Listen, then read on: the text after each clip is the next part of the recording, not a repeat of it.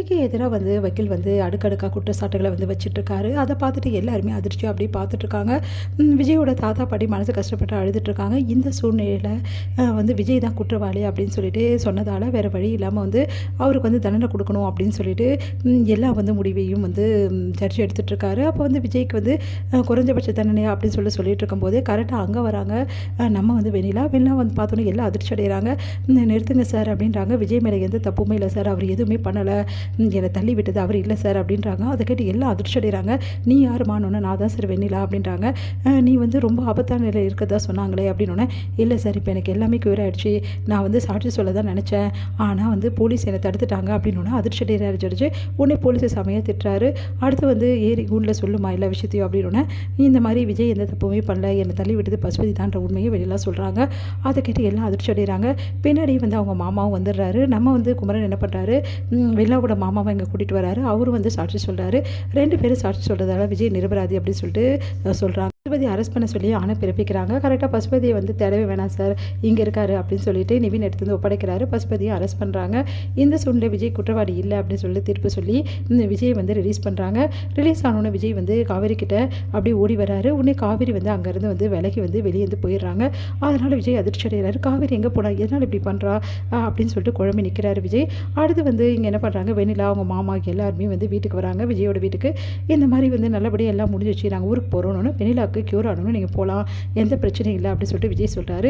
அதை கேட்டு வெண்ணிலா அதிர்ச்சி அடைகிறாங்க. உடனே வெண்ணிலா வந்து விஜய் கிட்ட வந்து பேசுகிறாங்க.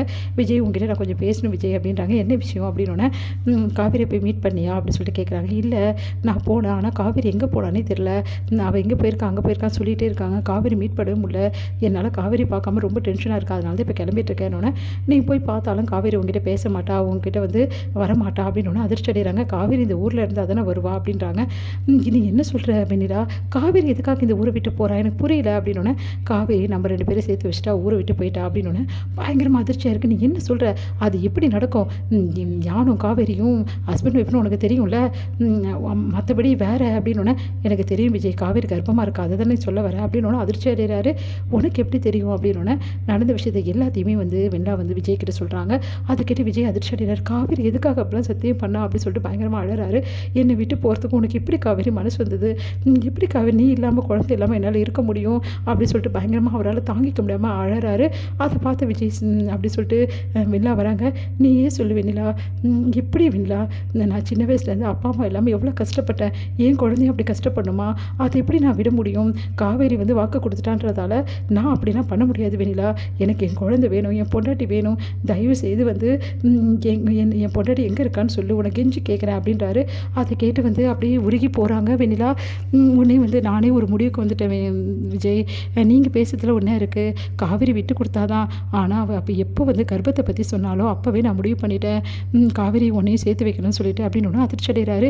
நீ என்ன சொல்கிற வெண்ணிலா அப்படின்னோடனே ஆமாம், உண்மையிலே சொல்லப்போனால் காவேரி உண்மையிலே என்னோட கிரேட்டு தான், நான் அதை ஒத்துக்கிறேன் அப்படின்றாங்க.